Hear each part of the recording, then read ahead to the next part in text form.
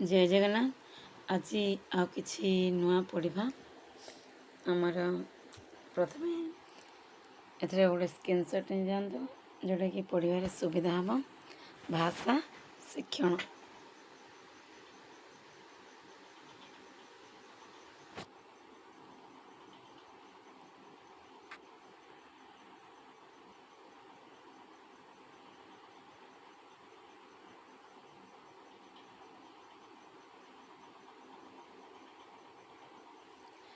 Number 1 भाषा शिक्षण पाई केतोटी दक्षता रही डी 9टी डी है आंसर 9टी।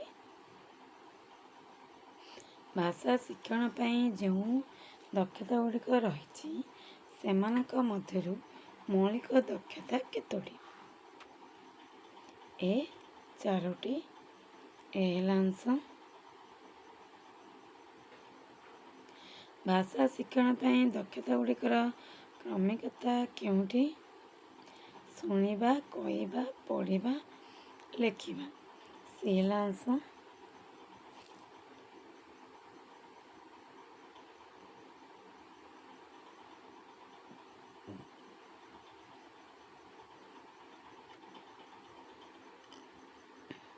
चार नंबर केउं दक्षता दुईटीर माध्यम भाषा शिक्षणर अन्य 5टी दक्षता हासिल करने को हुए कौन सी पठन लेखन सी है आंसर। शुद्ध भाषा और उन्नत शैलीर शिक्षा निमंते केउं दक्षता आवश्यक ए पठन ए है आंसर।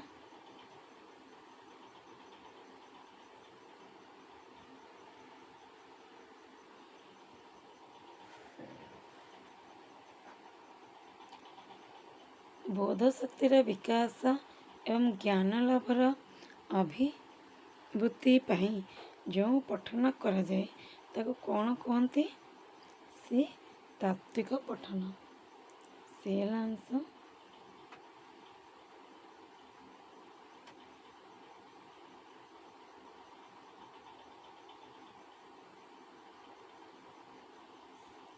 शिशु निजर रुचि अनुसार अधिक जानापी जो पठन करे ताको कौन कहते सी व्यापक पठन सी है आंसर।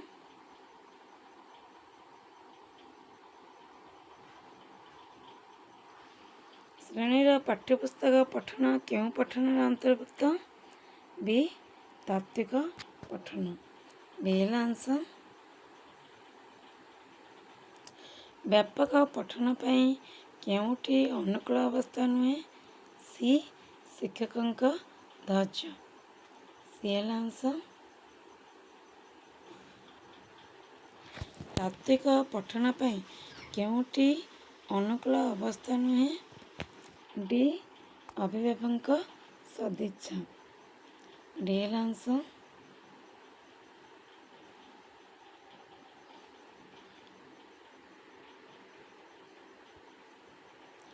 साहित्यर समस्त विभाग को जड़े शिक्षक न पढ़ाइले कि असुविधा हुए ए सामूहिक दायित्व न्यस्त करी हुए नहीं ए है आंसर।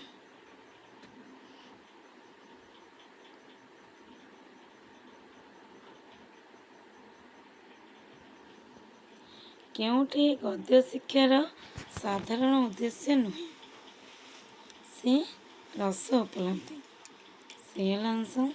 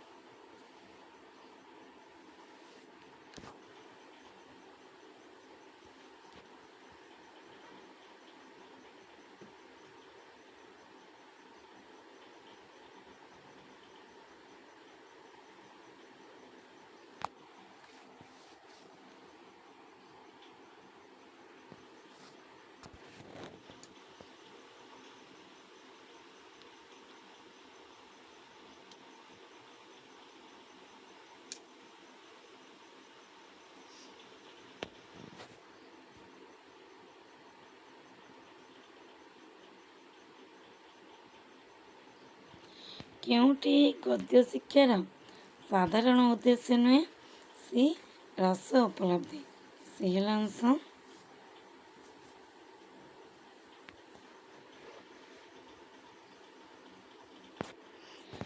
ଏହି ପେଜ୍ରେ ବି ସ୍କ୍ରିନସଟ୍ ଗୋଟେ ନେଇଯାଆନ୍ତୁ।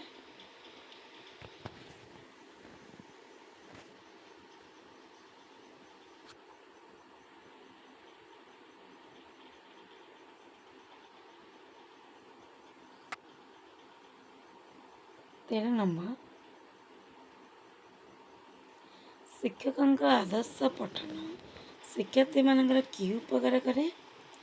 ଶିକ୍ଷକଙ୍କ ଆଦର୍ଶ ପଠନକୁ ଶିକ୍ଷାର୍ଥୀ ଅନୁସରଣ କରନ୍ତି।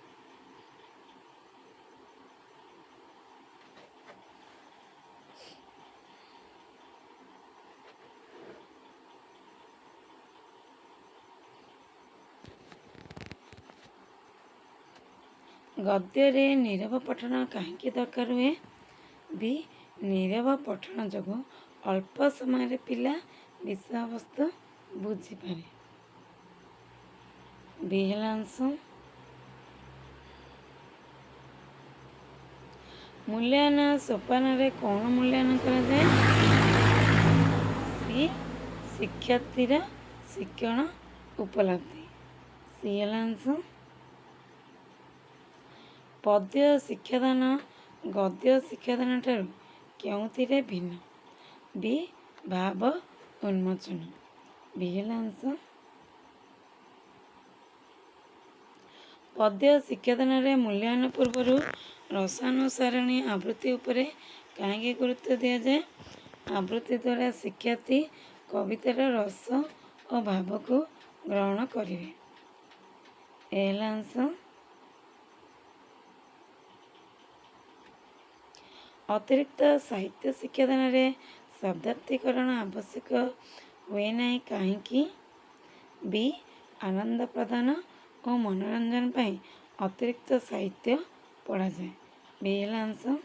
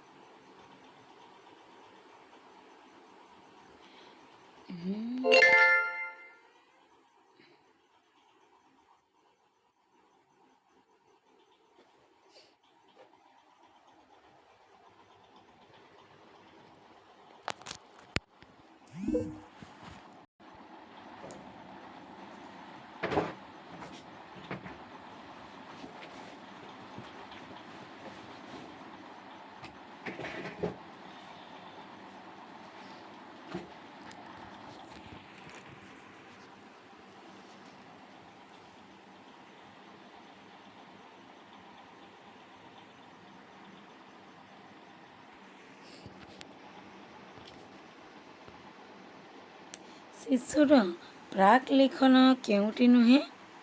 ଅକ୍ଷର ଓ ଶବ୍ଦ ଲିଖନ। ଡି ହେଲା ଆନ୍ସର। ହସ୍ତାକ୍ଷର ଲିଖନ ପାଇଁ କେଉଁଟି ଦରକାର? ବି ଗୋଲାକ୍ଷର ଅକ୍ଷର ସମାନ ଉଚ୍ଚତା ଓ ଆକାର ବିଶିଷ୍ଟ ହେବ। ବି ହେଲା ଆନ୍ସର।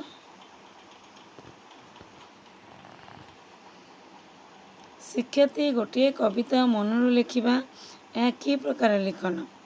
ଡି ସୃଜନାତ୍ମକ ଲିଖନ। ଡି ହେଲା ଆନ୍ସର। କେଉଁଟି ବର୍ଣ୍ଣଶୁଦ୍ଧିର କାରଣ ନୁହେଁ? ସୁନ୍ଦର ଅକ୍ଷରରେ ଲେଖିବା। ଡି ହେଲା ଆନ୍ସର।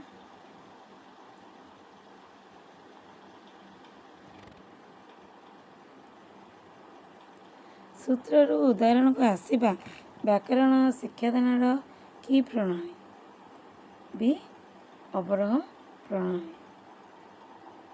ଆନ୍ସର ହେଉଛି ବି। ସମନ୍ୱିତ ପାଠ୍ୟପୁସ୍ତକ କ'ଣ? ଏକାଧିକ ବିଷୟ ସୁସଜ୍ଜିତ କରି ମନଛୁଆଁ ଢଙ୍ଗରେ ଗୋଟିଏ ପୁସ୍ତକରେ ସନ୍ନିବେଶିତ କରିବା। ତାର ଆନ୍ସର ସି।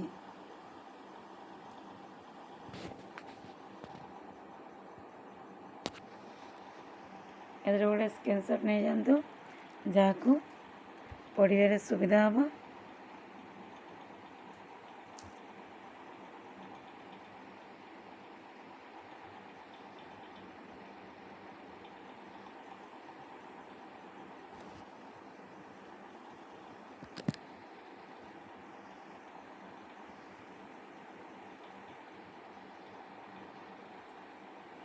आम ओडिशा रे केउं श्रेणीर पुस्तक समन्वित पाठ्यपुस्तक? प्रथम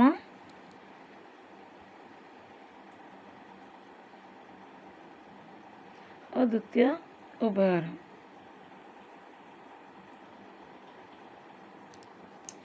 आंसर है सी। समन्वित पाठ्यपुस्तक नुआ करी पाठ आरंभ करुवा पिलाने पसंद करती कहीं? घरे पढ़ुवा परिस्थिति और विद्यालय शिक्षण परिस्थिति समान रहे। बी है आंसर।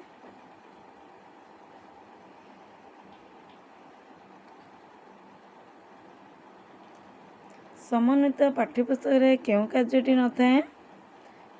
डी मुखस्थीकरण कार्यक्रम। और आंसर होची डी। बहुभाषी शिक्षादान क्या कहती? विभिन्न भाषार पिला थिले सेमानक घर भाषा रे शिक्षादान।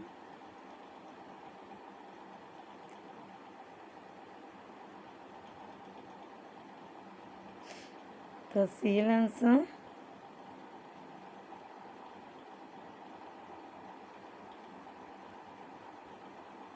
आदिवासी पिलामान एबे की व्यवस्था करी?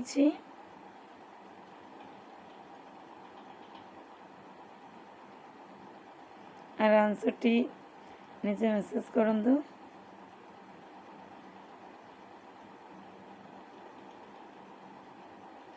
तीस नंबर संख्यालघु भाषा संप्रदाय पाई घर भाषा रे शिक्षा देवाई संविधान केउं धारा अच्छी? बी 350 ए। शिक्षा विषय युग्म तालिकार अंतर्भुक्त केउं मसीहा को होईची? 1977। C answer.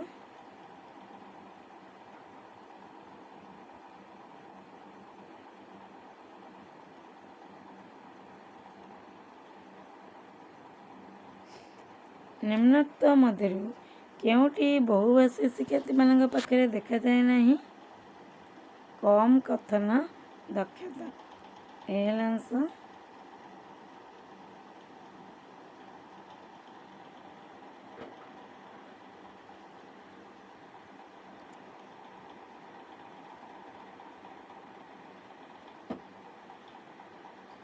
पठन कहीं अपरिहार्य?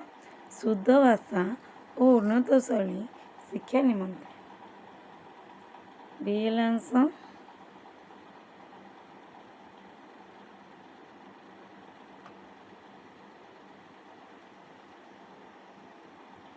पठनर अर्थबोध निमित्त कहार आवश्यकता अधिक? सी व्याकरणगत शब्दावली और विराम चिन्ह। C answer.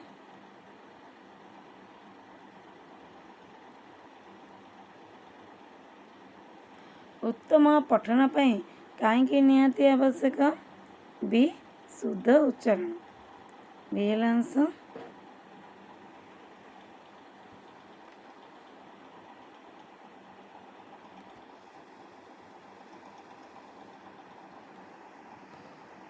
ए पेज रे गोटे स्क्रीनशॉट नहीं जातु जहाँ को पढ़ला बेले असुविधा हम नहीं।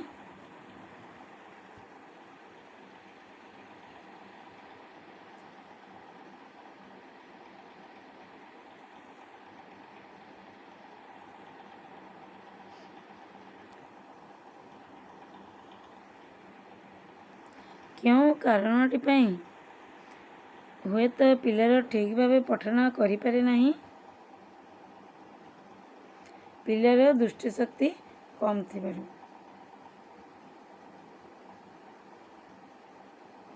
ए आंसर। ଉଚ୍ଚ ପ୍ରାଥମିକ ସ୍ତରରେ କେଉଁ ପ୍ରକାରର ପଠନ କରାଗଲେ ଭଲ? ବି. ଗଭୀର ପଠନ। ବି ହେଲା ଅଂଶ। ପ, ଫ, ବ, ଭ ଉଚ୍ଚାରଣ ପାଇଁ କେଉଁ ଅଙ୍ଗଟି ସାହାଯ୍ୟ କରିଥାଏ? ସି. ଓଷ୍ଠ। ଓଠ। ସି ହେଲା ଅଂଶ। ପଠନ ପାଇଁ କେଉଁ କାମଟି ଶ୍ରେଣୀରେ ଶିକ୍ଷକମାନେ ବାରମ୍ବାର କରିବା ଉଚିତ? ଡି. ଆନନ୍ଦଦାୟକ ପରିସ୍ଥିତିରେ ପଠନ କରିବା। ଡି ହେଲା ଅଂଶ।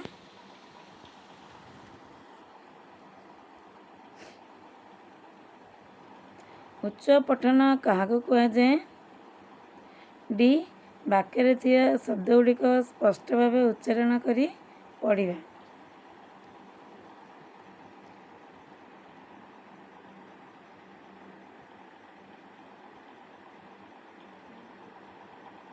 ନଅ ନମ୍ବର, ପଠନ କେତେ ପ୍ରକାର?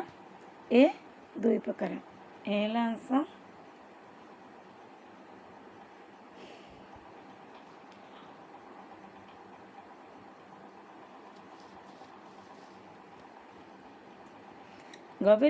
ଗଭୀର ପଠନ ଲକ୍ଷ୍ୟ କେଉଁଠି? ସି. ପଢ଼ିବା, ଜ୍ଞାନର ଅଗ୍ରଗତି ସହ ବୋଧ ଜ୍ଞାନ ହାସଲ କରିବା। ସି ହେଲା ଅଂଶ।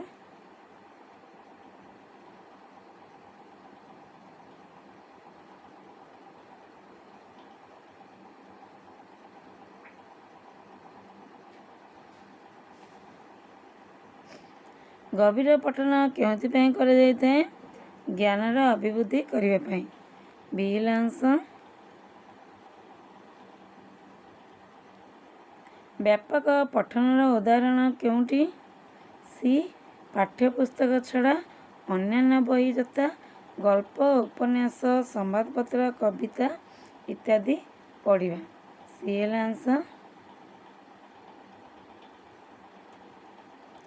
କେଉଁଟି ବ୍ୟାପକ ପଠନର ପ୍ରକ୍ରିୟା? ସାମଗ୍ରିକ ଭାବେ ପଠନ କରି ରସ ଆସ୍ୱାଦନ କରିବା। ଆର ବି ଅଂଶ ସି। ଶବ୍ଦ ମାଧ୍ୟମରେ ପଠନ କାହାକୁ କୁହାଯାଏ? ଡି. ବିଭିନ୍ନ ପରିଚିତ ଶବ୍ଦ ଗୁଡ଼ିକୁ କାର୍ଡ଼ରେ ଲେଖି ପିଲାମାନଙ୍କୁ ପଢ଼ିବାକୁ ଦିଆଯିବ। ଡି ହେଲା ଅଂଶ। ନୀରବ ପଠନ ଭାଷା ଜ୍ଞାନ ବୃଦ୍ଧି ପାଇଁ କାହିଁକି ଆବଶ୍ୟକ? କମ୍ ସମୟ ମଧ୍ୟରେ ଅର୍ଥବୋଧ ହୋଇଥାଏ। ବି ହେଲା ଅଂଶ। କେଉଁ ପଠନ ପନ୍ଥାଟି ଆନନ୍ଦଦାୟକ ପଠନ ନୁହେଁ? ସି. ଅକ୍ଷର ଉପରେ ଗୁରୁତ୍ୱ ଦେଇ ପଠନ। ସି ହେଲା ଅଂଶ। এই ପେଜ୍ରେ ବି ଗୋଟେ ସ୍କ୍ରିନଶଟ୍ ନେଇଯାଆନ୍ତୁ।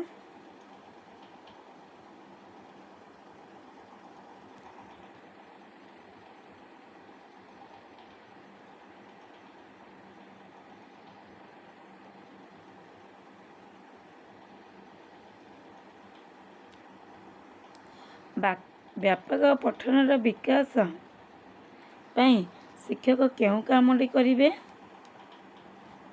ପିଲାଙ୍କ ରୁଚି ଉପରେ ଗୁରୁତ୍ୱ ଦେଇ ପିଲାଙ୍କୁ ଅନ୍ୟାନ୍ୟ ବହି ଲେଖା ପଢ଼ିବା ପାଇଁ କହିବା। ଡି ହେଲା ଅଂଶ।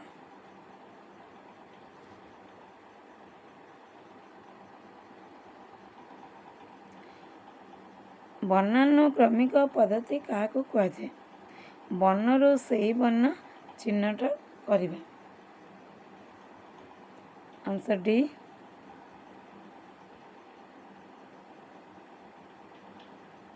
ଉଚ୍ଚାରଣ ବେଳେ ଆମେ କାହା ଉପରେ ଗୁରୁତ୍ୱ ଦେବା? ସି. ସ୍ପଷ୍ଟ ଉଚ୍ଚାରଣ। ନୀରବ ପଠନରେ ପାଠକ କ'ଣ କରିଥାଏ? ଉଚ୍ଚାରଣ ନ କରି ମନେ ମନେ ପଢ଼ିବା। ବି ହେଲା ଅଂଶ। ନୀରବ ପଠନ କେଉଁଥିପାଇଁ ଆବଶ୍ୟକ? ସି. ଅର୍ଥ ବୋଧ ପାଇଁ। ସି ହେଲା ଅଂଶ। ନୀରବ ପଠନ ଆବଶ୍ୟକତା କେଉଁଠି ଅଧିକ ଦେଖାଯାଇଥାଏ?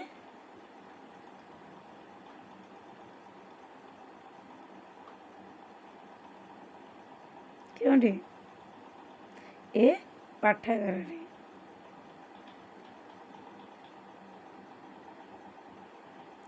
କେଉଁ କାରଣଟି ବନାନ ଅସୁବିଧାର କାରଣ ହୋଇପାରେ? ବାକ୍ଯନ୍ତ୍ରରେ ଦୋଷ। ଶିଳାଂଶ।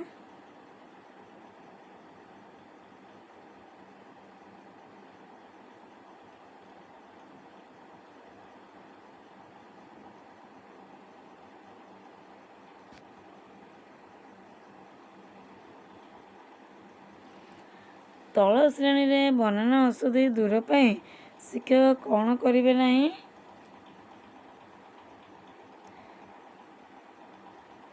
ପିଲାଙ୍କୁ ବନାନ ଅଶୁଦ୍ଧି ପାଇଁ ଶାସ୍ତି ଦେବେ। ବି ହେଲା ଅଂଶ।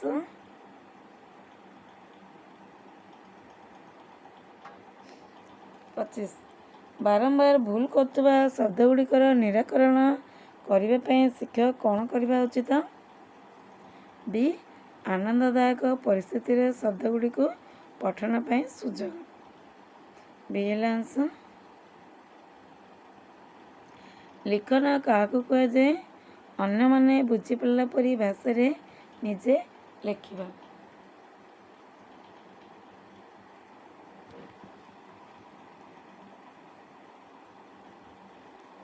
ତାର ଆନ୍ସର ହେଲା ସି। କେଉଁ କଥାଟି ଲେଖାରେ ରହିବା ଉଚିତ ନୁହେଁ? ସି ଲେଖାରେ ଜଟିଳତା। ସି ହେଲା ଅଂଶ।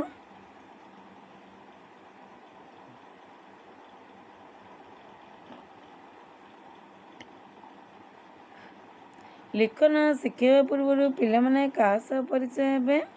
ଏ ଲିଖନର ଆରମ୍ଭ ଓ ଶେଷ। ଏ ହେଲା ଅଂଶ। 29 ନମ୍ବର।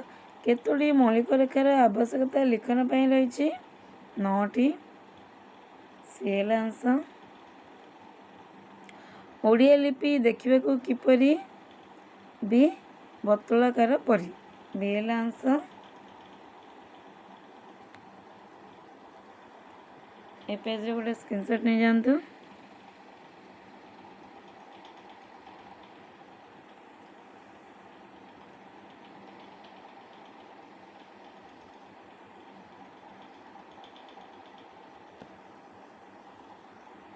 ଲିଖନ ଶିଖାଇବା ପୂର୍ବରୁ କ'ଣ ଶିଖାଇବା ନିହାତି ଜରୁରୀ?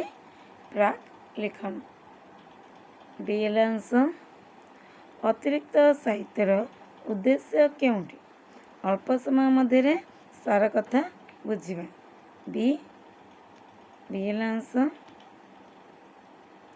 ଅତିରିକ୍ତ ସାହିତ୍ୟ ପାଇଁ ଯେଉଁ ପ୍ରକାରର ପଦ୍ଧତି ଗ୍ରହଣ କରାଯାଇଥାଏ ତାହା କ'ଣ? ଗଦ୍ୟ ସାହିତ୍ୟର ବ୍ୟବହାର କରାଯାଉଥିବା ପଦ୍ଧତି। ସି ହେଲା ଅଂଶ। ଅତିରିକ୍ତ ପାଠନର ପଠନ ପାଇଁ କେଉଁ ପଠନଟି ଶ୍ରେୟସ୍କର? ବି ନୀରବ ପଠନ। ବି ହେଲା ଅଂଶ।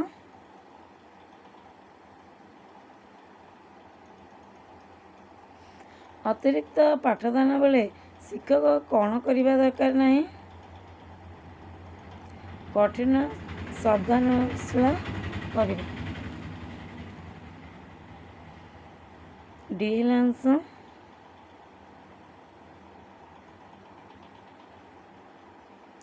କେଉଁଟି ପ୍ରାକ୍ ଲେଖନର ବିକାଶ ପାଇଁ କାର୍ଯ୍ୟ? ଡି ଫୁଲ ବା ପତ୍ରକୁ ଗୋଟିଏ ଧାଡ଼ିରେ ସଜାଇବା। ଡି ହେଲା ଅଂଶ। ଭାବ ପ୍ରକାଶ ପାଇଁ କେଉଁଟି ଏକ ସ୍ୱାଭାବିକ ମାଧ୍ୟମ? ସି ଗଦ୍ୟ।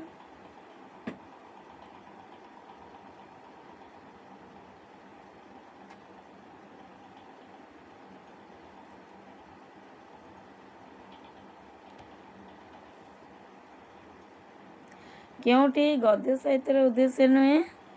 ଡି ସମବୋଧକ ଭାବର ଅଭିବୃଦ୍ଧି। ଡି ହେଲା ଅଂଶ। ଗଦ୍ୟ ସାହିତ୍ୟ ଶିକ୍ଷାଦାନ ବେଳେ ଉପସ୍ଥାପନା ପାଇଁ କେତେ ସମୟ ଦିଆଯିବ? D 30 minute. ଗଦ୍ୟ ଶିକ୍ଷାଦାନ ପାଇଁ ପ୍ରଥମ ସୋପାନଟି କ'ଣ? ସି ଉପକ୍ରମ। TLM ପୁରା ନାମ କ'ଣ? Teaching learning materials.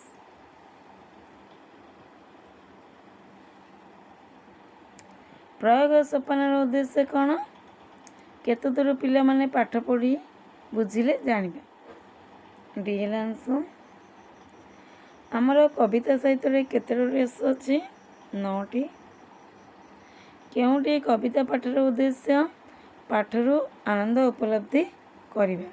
डी हेला आंसर। एटी गोटे स्क्रीनशॉट नहीं जानतो।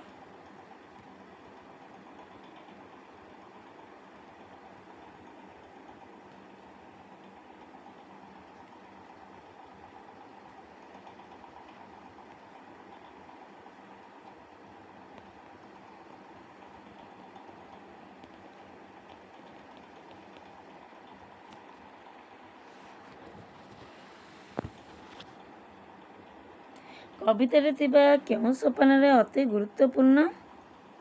भावरसक भावे भाव उन्मोचन। सी हेला आंसर। उच्च प्राथमिक स्तर रे लिखनर उपयुक्त विकास होला बोली किपरि जानिबा? जेतेबेले पिला निज मन को रचना बा अनुच्छेद लेखि परिबा। डी हेला आंसर। रचना केते प्रकारर? 2 प्रकारर। मुक्त रचना काहाकू कुहाଯାଏ? ଯେଉଁ ଲେଖା ସ୍ୱାଭାବିକ ଓ ଏଥିପାଇଁ କୌଣସି ସୂଚନା ନଥାଏ। ଏ ହେଲା ଆନ୍ସର। ସୃଜନାତ୍ମକ ଲିଖନ କ'ଣ? ଗୋଟିଏ ନୂଆ ଚିନ୍ତା ଓ କଳ୍ପନାକୁ ନେଇ ଲେଖିବା। ଡି ହେଲା ଆନ୍ସର। ତାତ୍ତ୍ୱିକ ବ୍ୟାକରଣ କେଉଁ ଶ୍ରେଣୀ ପିଲାଙ୍କ ପାଇଁ? ଏହା ସାଧାରଣତଃ ଉପର ଶ୍ରେଣୀ ପାଇଁ ଉଦ୍ଦିଷ୍ଟ। ବ୍ୟବହାରିକ ବ୍ୟାକରଣ କ'ଣ? ଏହା ପ୍ରୟୋଗାତ୍ମକ। बी ହେଲା आंसर। व्याकरण शिक्षार पाठ्यपुस्तक प्रणाली कहले आम कौन बुझू?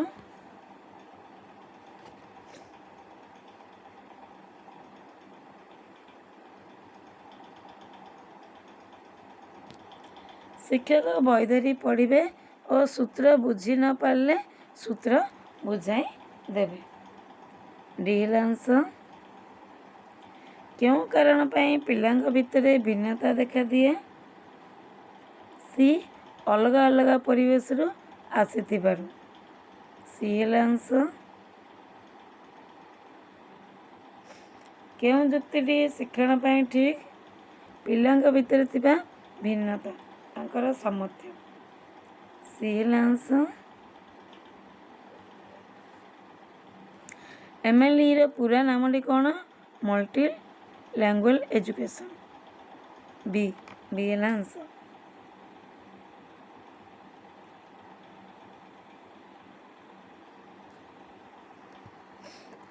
देखा आउ किसी वीडियो रे नुआ पाठ नहीं रोची। जय जगन्नाथ।